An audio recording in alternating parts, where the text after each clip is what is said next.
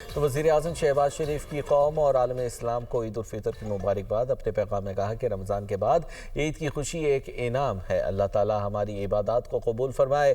عید احسار، اتحاد اور خدمت خلق کا درس دیتی ہے۔ کمزور طبقات کو عید کی خوشیوں میں شریک کرنا ضروری ہے۔ ملکی ترقی کے لیے باہمی تعاون ناگزیر ہے۔ عید بھائی چارے اور انسانیت کی خدمت کا پیغام دیتی ہے۔ حکومت نے مالی معاونت کے لیے ڈیجیٹل نظام اپنایا ہے۔ عالمی امن، عدل و انصاف اور رواداری کے لیے دعا گو ہیں۔ اس غیر یقینی کی صورتحال میں اتحاد ہماری سب سے بڑی طاقت ہے۔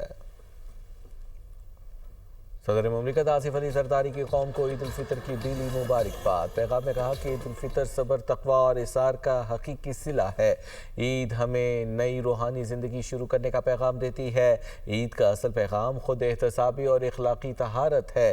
یہ باہمی محبت اور سماجی ہم آہنگی کا دن ہے۔ عید پر ضرورت مندوں کو اپنی خوشیوں میں شریک کرنا ہماری ذمہ داری ہے۔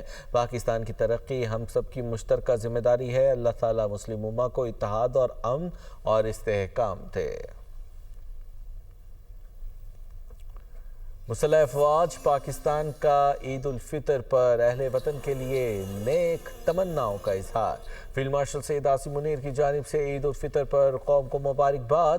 ایڈمرل نوید اشرف اور air chief marshal Zaheer Ahmed Babar Sidhu کی بھی عید پر قوم کو مبارکباد۔ عسکری قیادت کا عید الفطر کے موقع پر کہنا ہے، عید اتحاد، ہمدردی اور شکر گزاری کی اقدار کی عکاس ہے۔ مسلح افواج کے لیے عید کا حقیقی جذبہ وطن کے دفاع اور خدمت میں مضمر ہے۔ مسلح افواج کے جوان اپنے اہل خانہ سے دور رہ کر ملک کے امن اور سلامتی کو یقینی بناتے ہیں۔ ISPR کے مطابق مسلح افواج کی قیادت نے جوانوں کے اہل خانہ کے غیر متزلزل حوصلے اور تعاون کو بھی سراہا۔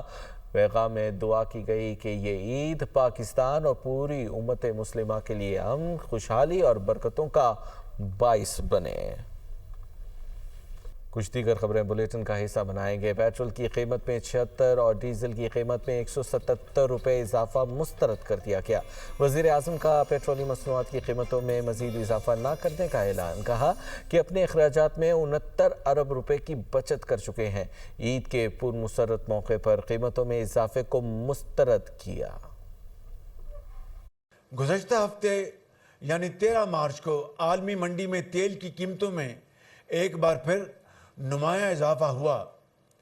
اس عالمی صورتحال کے پیش نظر مجھے پٹرول کی قیمت میں ایک مرتبہ پھر 50 روپے فی لیٹر اور ڈیزل کی قیمت میں 74 روپے فی لیٹر اضافے کی تجویز دی گئی، مگر میں نے اس تجویز کو مسترد کر دیا۔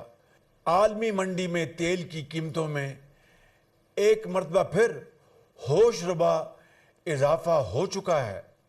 مجھے یہ تجویز دی گئی کہ پٹرول کی مد میں 76 روپے فی لیٹر اضافہ اور ڈیزل کی مد میں 177 روپے فی لیٹر اضافہ کیا جائے۔ پٹرول اور ڈیزل کی مد میں قیمتوں کے ہوش ربا اضافے کی تجویز کو مسترد کر دیا ہے، لہٰذا ایک مرتبہ پھر وفاقی حکومت رواں ہفتے کے اضافی اخراجات برداشت کرے گی، جس کا حجم تقریباً 45 ارب روپے بنتا ہے۔ گزشتہ 2 ہفتے کے دوران عوام کے اجتماعی مفاد کے پیش نظر وفاقی حکومت پٹرول کی قیمت میں اب تک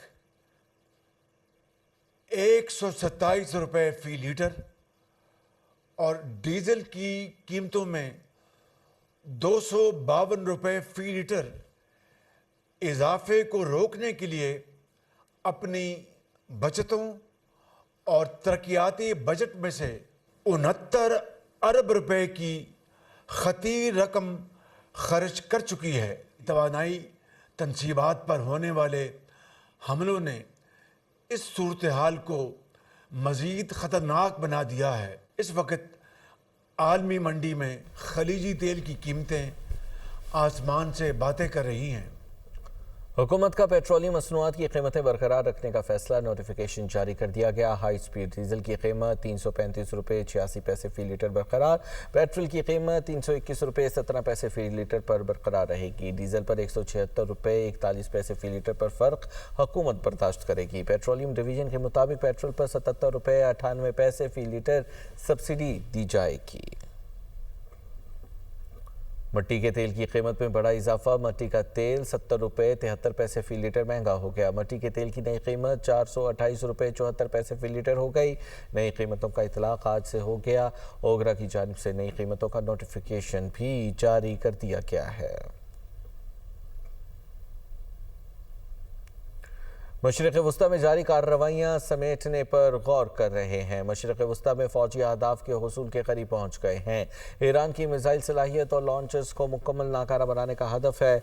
ईरान के दिफाई सनती ढांचे की तबाही अब बड़ी तरजीह है। ईरानी बहरिया और फ़ज़ाइया समेत एंटी एयरक्राफ्ट निज़ाम ख़त्म करने का मनसूबा है। डोनाल्ड ट्रंप की सोशल मीडिया प्लेटफॉर्म पर पोस्ट, कहा ईरान को किसी सूरत जौहरी सलाहियत के करीब नहीं आने देंगे। अमरीका हर मुमकिन सूरत हाल पर फौरी और ताकतवर रद्द अमल दे सकता है। इसराइल, सऊदी अरब, कतर, यूएई, बहरीन, कुवैत समेत इत्तेहादियों का हर तरह तहफ़्फ़ुज़ करेंगे। आबनाए हुर्मुज़ की निगरानी वहाँ से गुजरने वाले ममालिक की जिम्मेदारी है। आबनाए हुर्मुज़ की निगरानी में ज़रूरत पड़ने पर अमरीका मुआवनत भी करेगा।